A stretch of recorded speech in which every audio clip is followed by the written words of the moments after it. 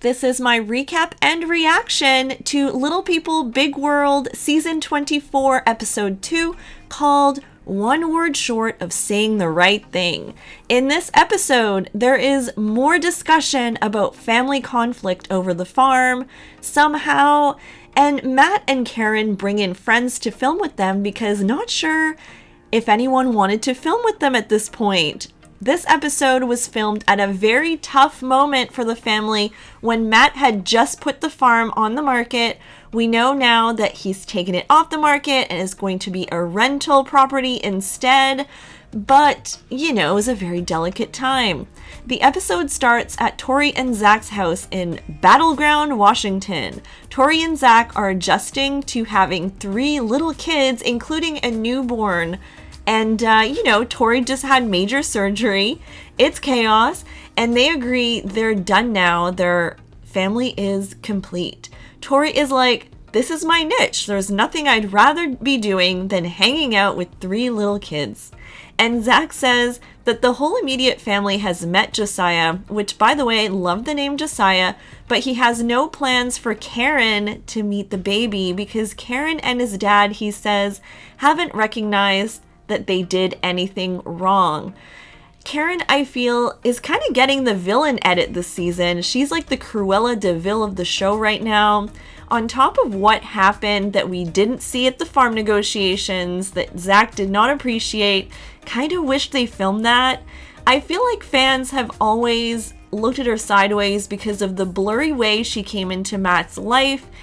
Because, in her memoir, Amy Roloff had said, I think the memoir was called like Little Me. She had said, then it dawned on me.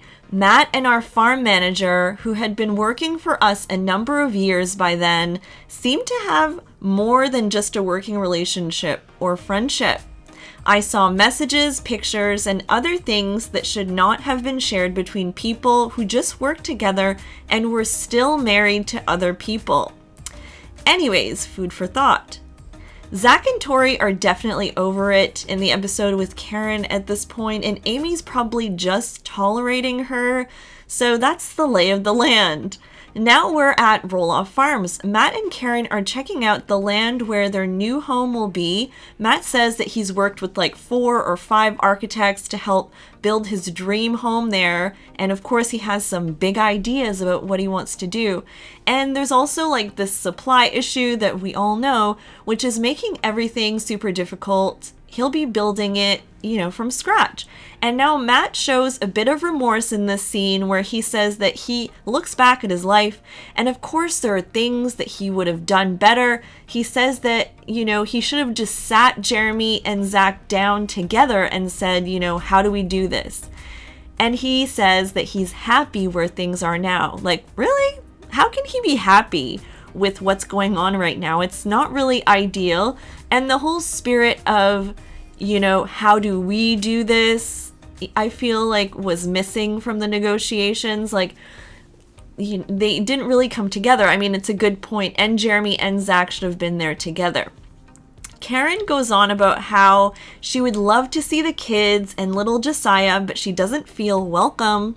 And Matt says that for Zach and Tori to alienate Caryn is not a mature way to handle things, and that Caryn's not going anywhere. And on Twitter, there seems to be 2 distinct groups. People who think Tori and Zach are entitled to expect anything from Matt, and the anti-Matt and Caryn group, and honestly, it looks kind of split down the middle. Now here comes Amy and Chris, the least problematic of the whole show. Chris got Jackson a bike and tried to modify it so that the seat was as low as possible, which is sweet.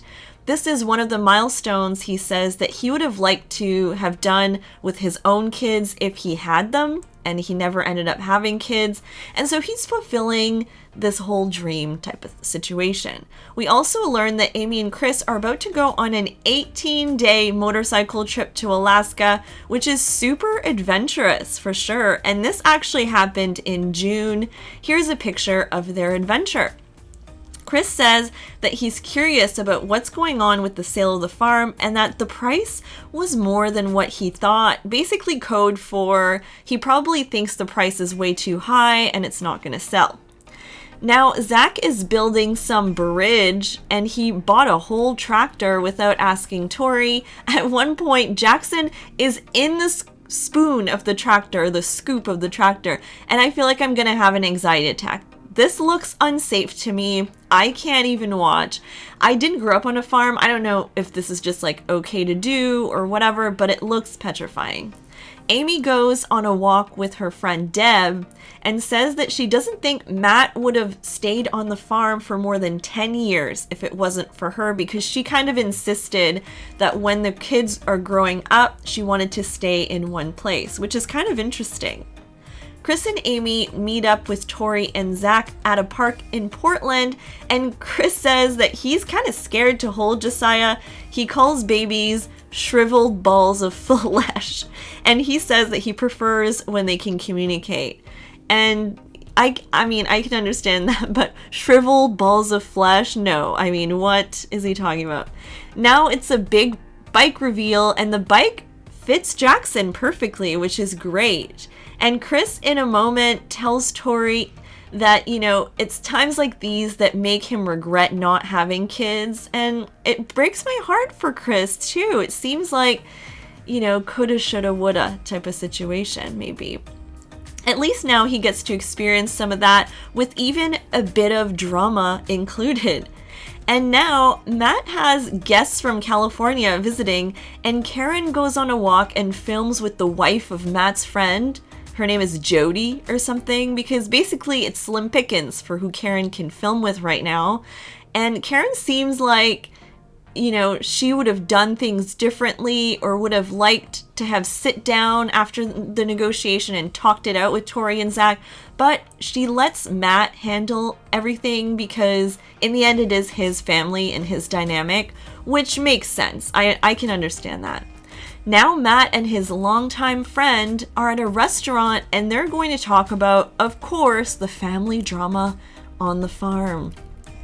And the friend is like, I hear you're selling the farm and there's turmoil in the family. How is that going? And Matt says Zach is very upset, but that he came in on the conversation and came in with demands. Apparently, he says that Zach wanted a bunch of guarantees about maintenance, things that just kind of weren't on the table. And the friend basically validates Matt in this conversation. He doesn't ever go against what he's saying. It's like he's there to be like Matt's PR representative or something. I mean, so it would have been nice to have a friend like push back on some stuff, you know? Matt says he made mistakes along the way and says that he thought the kids would work together to continue the legacy, but they had their own dreams and aspirations, and that he wants to live 50-50 in Arizona and Oregon moving forward, since his parents are in Arizona and it's nice there and everything. And pumpkin season, he says, only for 1 or 2 more years.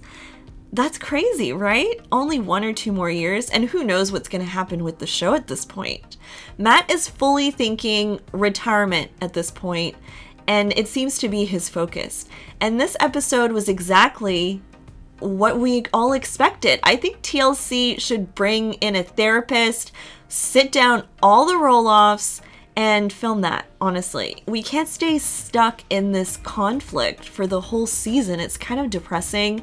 And please bring Jeremy and Audrey back, please, because we need their side of the story.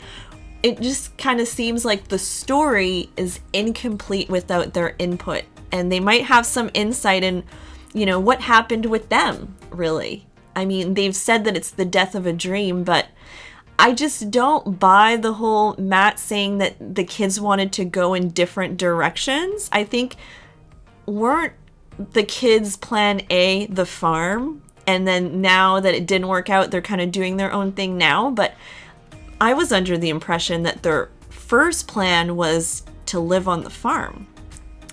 Anyways, there's probably a lot of stuff that's not filmed, but let me know what you guys think and which team you're on. Are you Team Tori and Zach, or are you Team Caryn and Matt? Let me know in the comments, and tell me what you thought of this episode. Thanks, guys. Bye.